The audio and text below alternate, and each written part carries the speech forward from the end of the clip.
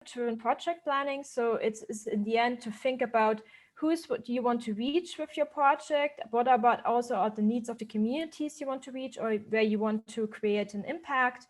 And also what are like the final, the outputs you want to have achieved after the end of the project. This includes thinking about questions along the line I have stated here. So it's an analysis of the needs of your targeted audience or community. It is to think about what are the final objects or the final outputs you want to create. These, I think I would say, are the first three issues you should think about before actually going into the real project planning. With real project planning, then I mean, what are necessary steps in between? What are the objects of these steps in between? But also, what are the means you can actually achieve the goals you want to reach? And what are the required inputs in order to reach your outputs and your objectives? And also, what are the necessary resources you need in order to do so?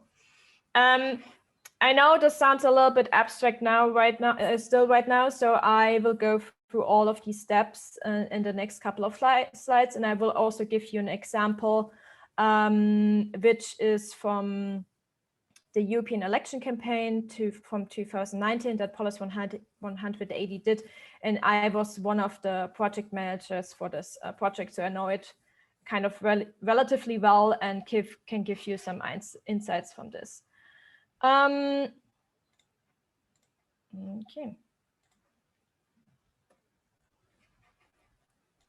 Going to the next slides.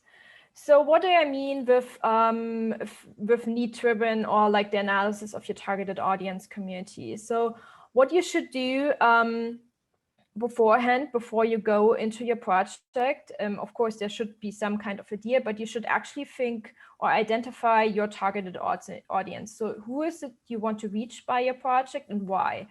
And also, not only to state, okay, you want to reach young people, but you should actually think a little bit like further than that. So who is it supposed to be reached with your project? So like, what are the demographics? So is it more of an audience?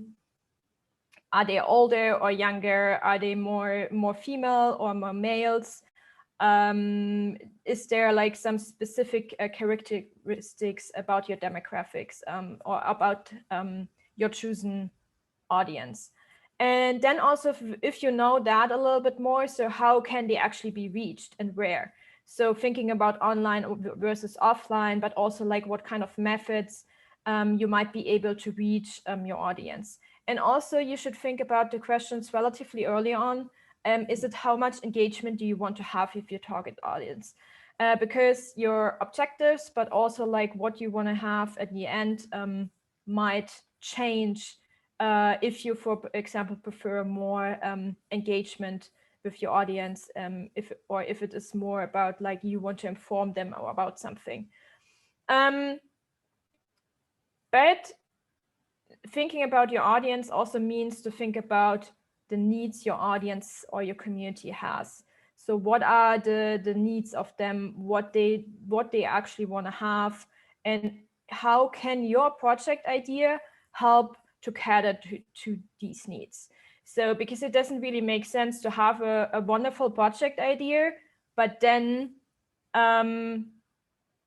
it's totally not or it doesn't meet the needs your audience actually has. So talking about the example with the European election campaign. So for us, as a young grassroots think tank who has one of its aims to have more younger people in the discussions in the debate about foreign policy and European policy, it was kind of like a little bit a natural decision to think about that we actually wanted to reach first-time voters, and we wanted to reach young people from like 16 to 30, because in some of the states in Germany, people with 16 already can vote in the European election, and also, of course, our community. But if we think about it as well, it was also a choice because younger people are often not, they don't participate in elections as often as older generations. But participating in elections is a very important part of our democratic process. So we wanted to have more younger people also actually taking part in that democratic process. With the next step, if you know your audience and if you know how you possibly can reach them and if you know what the needs of the audience are, it's to think about what are actually the final the objectives you want to have achieved after the end of the project. So, and they can vary. It really depends on what you want to do and like what your project idea is coming from. So it can be that you just want to provide information to your to a certain audience, to inform them about a new policy policy proposal. It can be community engagement, so you want them to be engaged about a certain aspect, or it can be of having an impact on a policy proposal by, for example, drafting policy recommendations to a certain party. My recommendation is to have a maximum of like 3 final objectives, because otherwise it's a little bit too much. And when you do so, you should be thinking very clearly and also define them very precisely. So what are your final objects actually in the end? And also you should think about already early on how you also can measure the success of your objectives. Just not to state them, but actually kind of know in the end, okay, have you achieved that, what you wanted to have from the beginning on? If you go back to my example, so we had this European election campaign, and we had actually 3 kind of objectives in that. So we first of all wanted to enrich the knowledge of younger people, of first-time voters, about the importance of the European Union in their everyday life. We also wanted to strengthen the participation of younger voters. But in order to strengthen that, it kind of goes hand in hand a little bit, is if they don't have the knowledge about why the European Union or why the European election is important for them, also in their everyday lives, it doesn't really go, or they don't really know why should they participate in that process. And of course, we didn't want to only focus on the European election and like one time kind of participation, but actually have them or invite them for like a longer engagement with European politics and kind of have their voices also in the future of European politics.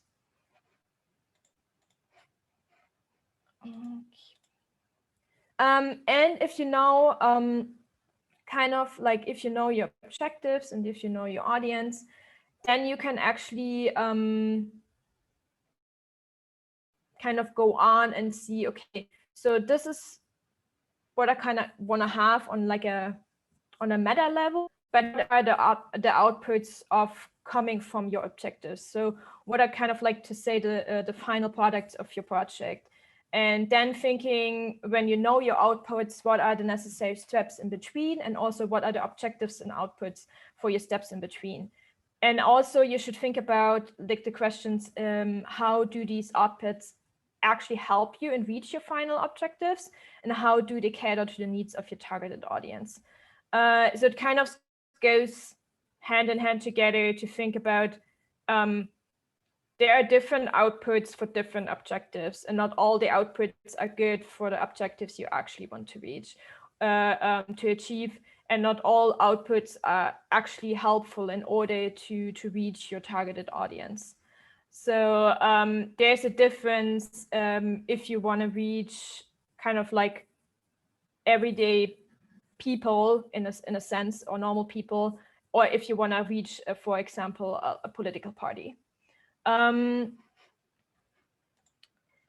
if you go, we actually had a lot of outputs in our European election campaign. I think might have a little bit too much, I have to say. So we had a podcast, which was helpful in order to inform people about what are the European institutions. We had an electoral like program check where we did kind of an analysis of like the German parties and their candidates for the European Parliament, where we looked at their different proposals and different subjects, which was also kind of like informing people, but also like mobilizing people, because if you know that a certain party or a certain candidate is doing that kind of policy proposals and that is really important for you, then you might be a little bit more motivated to vote for that person or vote for that party. Then we had the Euromat, which is kind of like an online tool to check your own political opinions with like the opinions of the parties, which is also going in a similar direction to inform, but also like to mobilize. Then we had a policy kitchen about European digital policy, where people were actually participating in workshops and forming their own policy recommendations or policy proposals for European digital policy, which is kind of like encourage sustained engagement.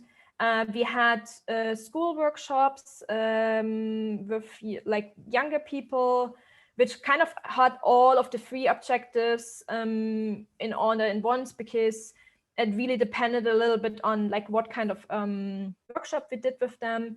And then also we had events with candidates that were running for the European Parliament, which also to ask them more questions about what they actually wanted to do, what they wanted to achieve, which also was like to inform, but also to mobilize people to actually take part in the campaign, in the election at the end. And if you have kind of like this foundation for your project, then you actually come at a point where you can think about the necessary inputs and resources, because not only does the output differ from depending on your objectives and your audience, but it actually also differs, like the input also differs as well. So just because like a series of workshops can work for an engagement campaign, so if you want to have actually a very engaged audience, it does not necessarily work if your main aim is to inform about a certain issue. And the same applies for your necessary resources. Depending on what you want to do and depending on like what your output is, of course, your resources also are different. Going back to example is, I am only going to do it for 1 because I think for 6 it's a little bit too much. But thinking about that school workshops we did, so for that we needed someone to coordinate the whole school workshops, someone that talked with the schools, but also talked with the volunteers.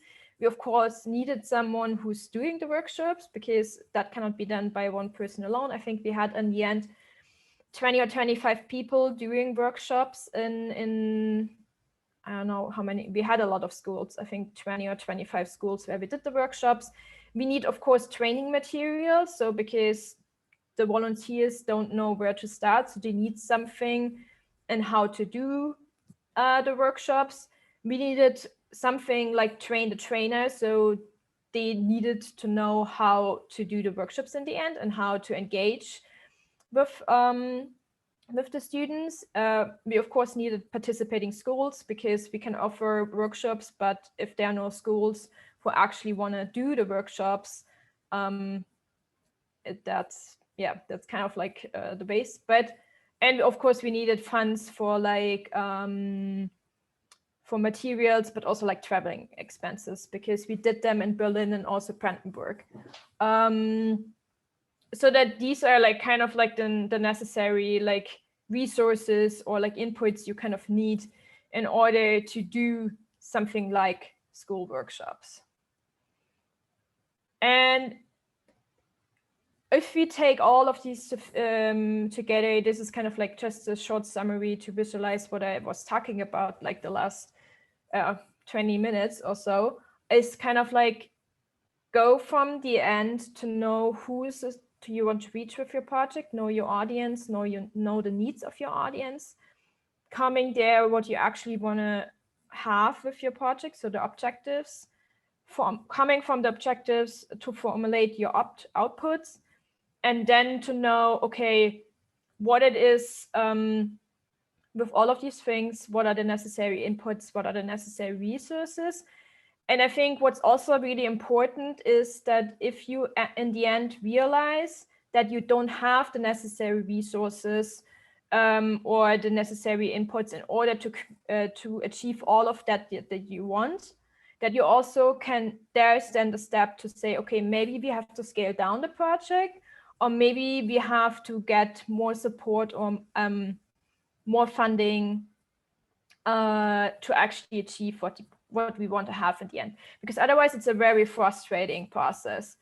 And I think that's also really important to realize in your project planning stages, if you don't have everything that you need in order to achieve what you want. Coming to meaningful events planning, I think it's really helpful to treat every event kind of like as a mini project in itself, because events can be also can be, if you want to have actually an event that is that has an aim or that has a purpose, also kind of like an input, and it's just to have an event for the event being there, you can apply the same process when it comes to the structure and the planning. And also in order to find the right event structure, because I mean, events as projects can be very different and they can look very different and they need very different resources, inputs. It's also important to know your audience, to know who is it you're going to reach with your event, or who is it you want to reach with your event, and also to know what are the objectives and what are the main output that is supposed to be. So coming back to the election campaign we did, we had different events and they were all very different from their structure, just because our objectives and the outputs were different.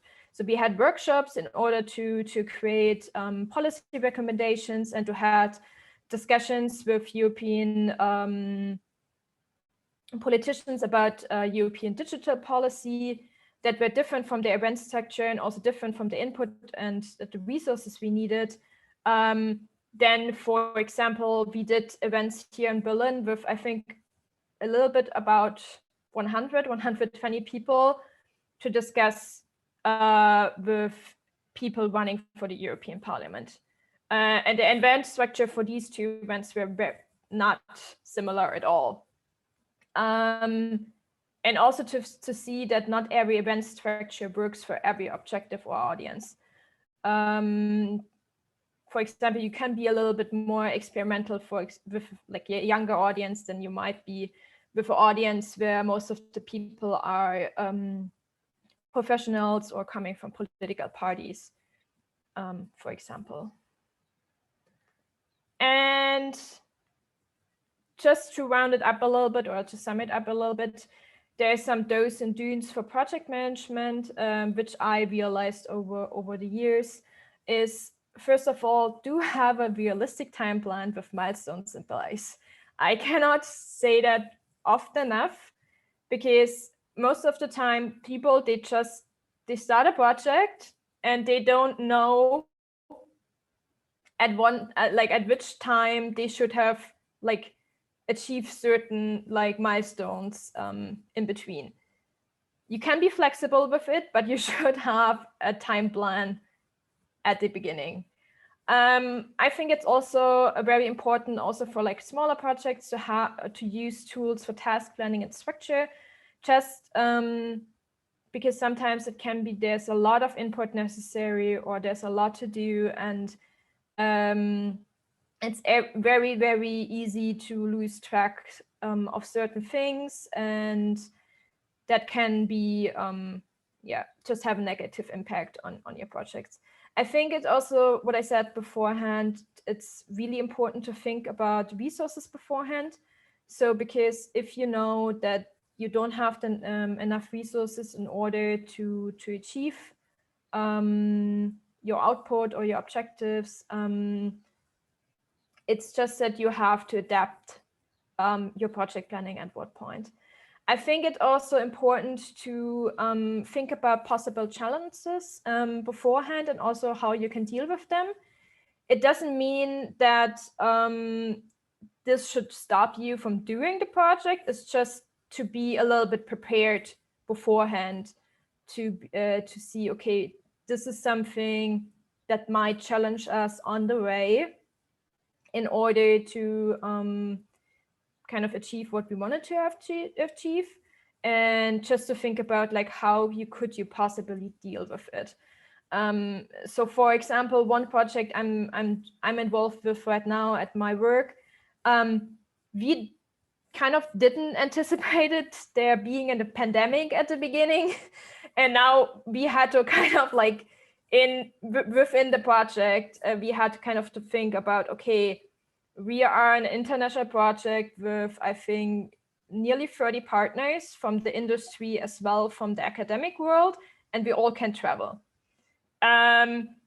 So in the middle of the project, we did kind of like this challenge, or thinking about these challenges and how we can actually deal with that. And I think it would have been a little bit better if we not thinking about that there might be a pandemic, but thinking about it, if there's like a reason that we cannot travel or that we cannot do events in person, how do we actually deal with this, and how can we still show what we are doing in the project? And I think our transition would have been a little bit smoother if we would have think about that before. I think what's also really important is to have clear communication channels, internal as well as external. I think internal is something that also gets a little bit forgotten. It's just to think about your communication, and just to think about also that everyone on the team knows what they're supposed to do and what their role is also in the project. And I think that's also one last point I would say in the do's: do know your role in the project. Just because depending on who you are, you have different responsibilities. You also have a different, you're probably responsible for different tasks and so on. And it's a different role depending on if you're like a coordinator, or if you're like responsible for the communication, or for other things.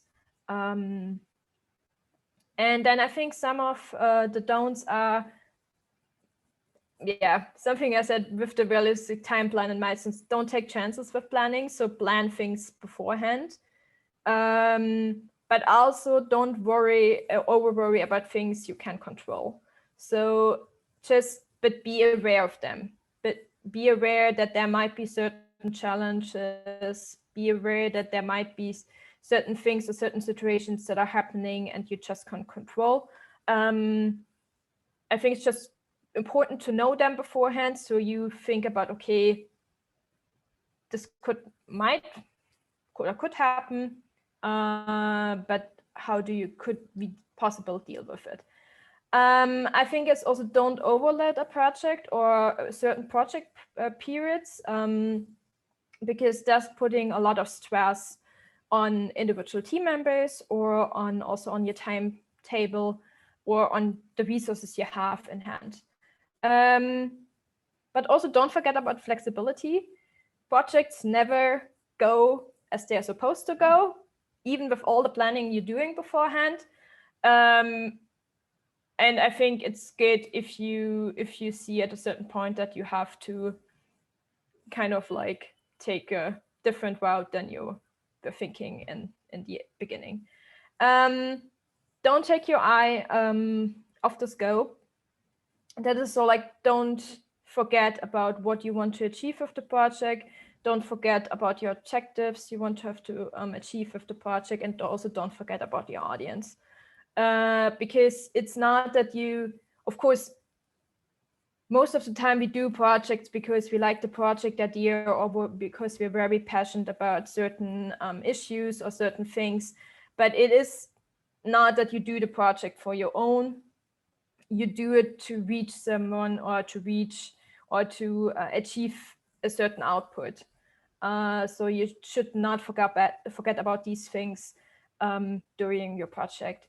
And also don't ignore small achievements in the face of the larger ones.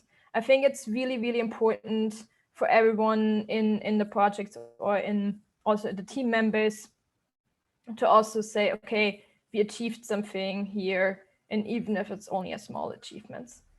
Yeah, so this was kind of like the input from my side on how to structure projects and how to plan them, and also on some of the do's and don'ts for project management, which I just found really like helpful, and some of the things I would have liked to know beforehand before I did some of my projects. Okay, otherwise it would be time for Q&A now. Thank you so much, Esther, for this really insightful project planning insights that you have from your own experience, and especially also the excursion to the event planning, because for the projects that we will fund for GeoYouth 2021, there will also be a final event that you will be organizing in your own region. So this is something that is, I think, very useful. I think one question we will have is if we are allowed to share your presentation with the participants, if you can share it with us. Yep, I can share. Okay, thank you so much. And now for the questions, because so you can either raise your hand and ask your question and it will be translated directly, but you can also write the question in the chat, and then my colleague Anna Kignadze will read them out so they can be translated by Salome, our interpreter. So don't be shy, you can ask anything. I know from my own experience, this is my first, our project last year was the first time that I managed a project. And I think we've all been in the position, or we are at least now in this position where we face the challenges of creating our own projects and where very simple and very complex questions arise. So really feel free to ask anything or share your own experiences. Everything is welcome.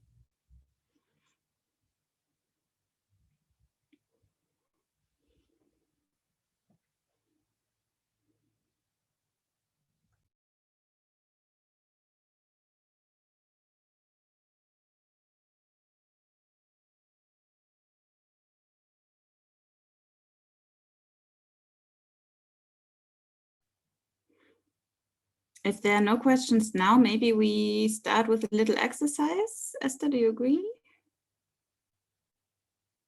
Or should we wait a bit longer? No, we can also totally do the exercise now. Okay.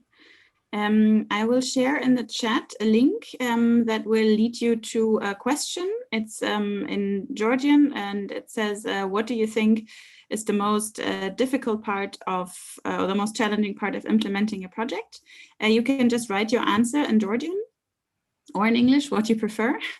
And then once we have the answers, they will be read out by Anna again, so also Esther and I understand them. Here's the link. Just click on it and you can fill in. You can also fill in more than, you can fill it out more than once. Not a problem, just, yeah, should be open.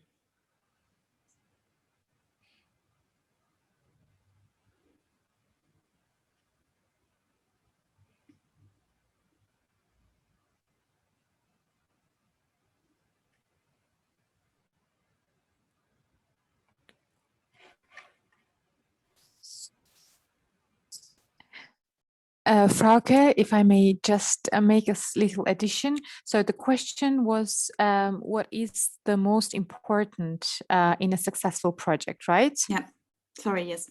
yeah, in a positive way. So what do you think is useful or like helpful for a successful project? So it's the translation in Georgian there. Yeah, sorry, I just saw the Georgian in front of me. Maybe Esther, you can also open it on your screen so we can maybe see the answers. Maybe you can just type in a test or something, so you can also, we can see the results on your screen. The thing is, I only can see the question in Georgian and not the answers. Yeah, maybe if you just put in a test as an answer, then you should be led to the answers. Okay. Okay. Yeah, now I'm seeing Georgian. Okay. Which of course I cannot be. Yeah, but I can share it. Cool.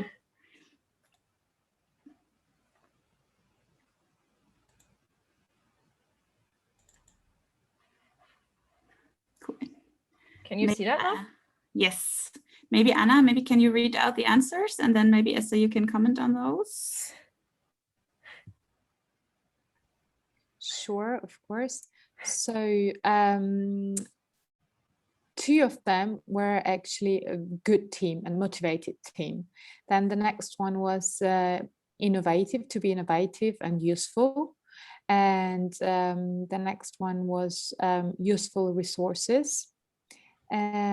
Also the idea was a point, and the project to be useful, like as a general necessary project. So this was so far answers. Okay, I think we can just wait maybe a little bit more, or maybe someone has a question in the meantime. The next one, the new one, is the realistic plan. Yeah. Makes sense.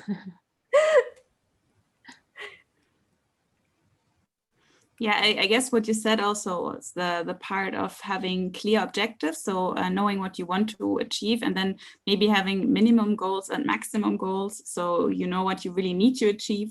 We, at my last job, my last project management job, we called it so necessary achievements, and also nice to haves. So things that would be nice to have, but that can be skipped if the other parts are more important or take over more time. Yeah, no, I think that's really, I think what I kind of also wanted to show with like what I had here is that be realistic in what you can achieve and like what kind of resources you have. But I think it's also really important to have a good team or to have a motivated team, because everything in a project is more fun, in particular if there are periods that are like stressful or things don't go as you planned them in beforehand. And if you don't have a motivated team, it's just, first of all, it's not as much fun as it would be otherwise. But secondly, it's also really important to face like the challenges together. And I think also have a good project idea, or to have, I think sometimes there's like a little bit much emphasis on innovativeness.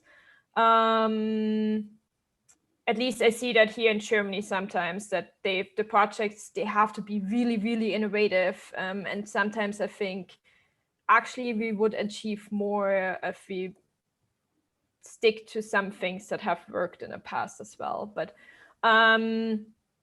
to have good project ideas and to know what you want to do, and like with your realistic timetable, then you have a lot already accomplished and beforehand. Okay. Maybe if I may add, because we have some more answers. So one of them was clear division of the roles within the group. And also another one was whom the project is targeted, like who the target audience is. Yeah, these were 2 major additions.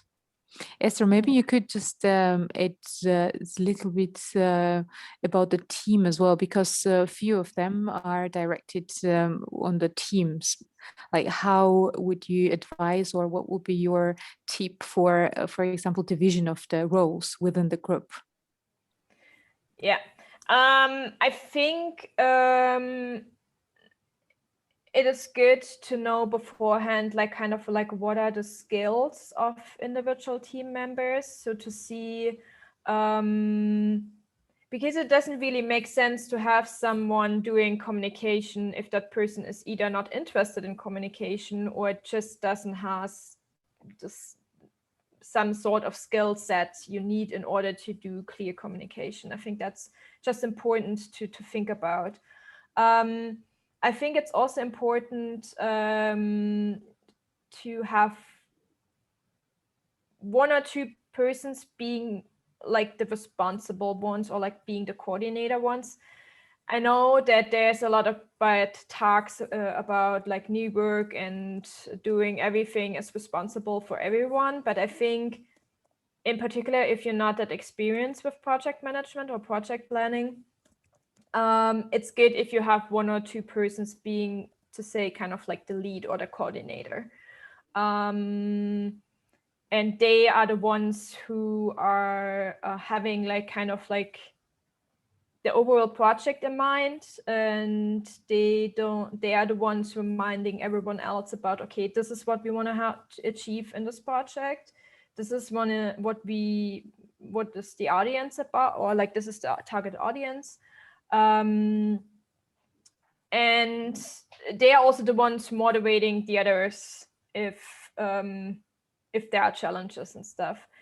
And otherwise, I think it's good to have a mix, like a diverse skill mix, and also like have, I think diverse teams always work better than homogeneous ones,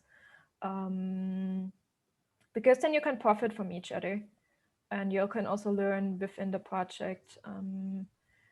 And then also the other final point, I would say, it's really good if there's not one person responsible for one thing, but there's always like maybe one main person responsible for a certain aspect of the project, but then there's a second one who can help and support, and also might step in if the other persons cannot do the task anymore, or there's a change of plans or whatever. So I think it's also always also good to have backup team members, kind of. Yeah. If I may add one thing, to stress one thing you said. So you said that having diverse team members is really good for the project, because they will always have a different view on things that you cannot have. But for this, I think it's also really important that you have a very good onboarding process, so that you, from my experience, especially because you have different opinions and you have different ideas of how to best implement the project. I think it's really important to communicate beforehand on how you want to do this, or what are the goals you want to achieve. Because, for example, I have a very clear idea of how I want to get from the start to the goal, and the other person has a very different way, and both ways lead to the goal. But in the meantime, we might get in a conflict, and the project might even be harmed because we don't understand that there are different ways of getting there, and we both think we have the best idea. And usually there's a mix, right? So you have to continuously communicate on how you perceive things also, and how and this is a huge learning experience for me in international project teams. This different kind of working culture in different countries, but also just in between different people. And if you allow yourself to learn from the others, I think this is really something that benefited me personally very much. But it was also a challenge for me to accept it, that my solution is not the only good one. Yeah, no, I think that is a really important point, because yes, with diverse team members, you have different and maybe more perspectives on the project you want to have at some points. And yeah, there are always different roads you can take in order to achieve something. But there, I think the communication part is very, very, very important. And also because someone cannot look in your head. You might be the coordinator of a project, or you might be the creator of a project idea, and you have a very clear path ahead of you. But if you don't communicate that with the rest of your project team members, then there's a really big challenge, because they probably either they have a different path in their mind how to achieve what you want to have to achieve, or they just don't know what is expected of them in order to help you to achieve your project objectives or output. Yeah.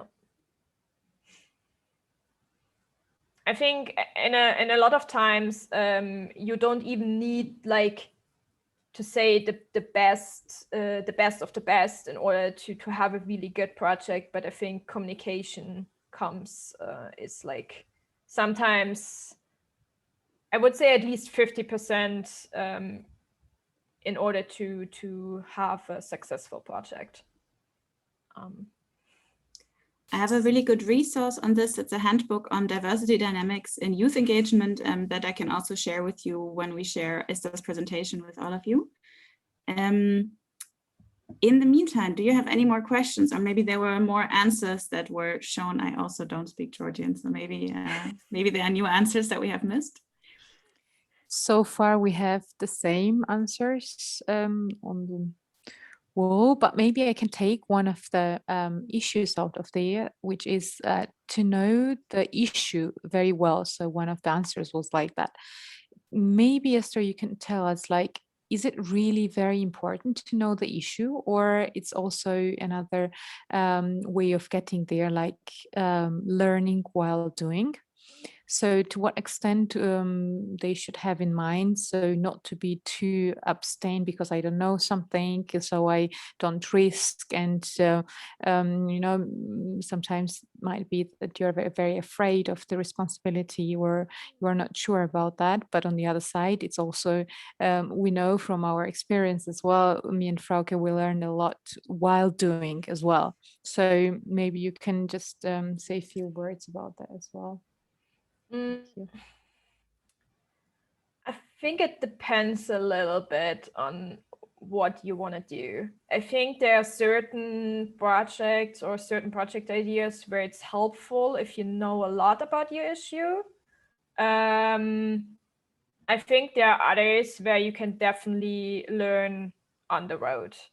And for example, I mentioned the policy kitchen beforehand, and we had a lot of participants in these workshops where they were like, I'm not an expert on European digital policy. And we always told them, okay, you don't have to be an expert on it. But of course, first of all, we give you an input through the workshop so that you have a little bit more knowledge about it. But secondly, and most importantly, we are just interested in what you have to say from your personal opinion and from what you experience in your daily life. So I think sometimes it's important, but I think sometimes it can also be like a block to say, oh, I'm not gonna get started because I don't know enough, or there are other experts out there. And I think that shouldn't be a reason to not get started. Because I think we always have this opinion, okay, we can learn more. And I think about everything I did with all the projects I did so far with Policy 180 or with other institutions. Of course, I had a certain basic knowledge, and I think that's really important that you have some basic insights about what you're doing. But I don't think you have to be the expert of the experts in order to get started, because there's a lot you're gonna learn on the road. And also, I mean, all the research projects I'm doing, I mean, that's kind of like the point of the project, to learn more about a certain issue. So. And one more thing is also because you are all maybe just to finalize, because we're almost at the end, but of course, if there are more questions, please feel free to ask. But I think something that you should always keep in mind is, this is also what Cristina Bacalso said in our webinar 2 days ago, that you are the expert of your topic because you know your community, you know the needs, and you know what needs changing, and you are the one who talks to the people. And this is where your project idea comes from. So exactly what Esther just said, that you start from what is needed, and from there you build your project. So so be confident, be humble as well, but you are definitely the experts of your topics, of your communities, and you are the right person to implement this. And if you help each other, and if you have a good team and good communication, this is surely going to be a success. And we are also there to help you. So if there are no further questions, I thank you all very much for joining us today. And if we will share the presentation of Esther, I will also share the handbook. And you can always get back to us through the Facebook group, via email. You can contact GIP, and we will definitely answer your questions if you have any more. And we wish you a very good evening, and see you hopefully next week during our next webinar.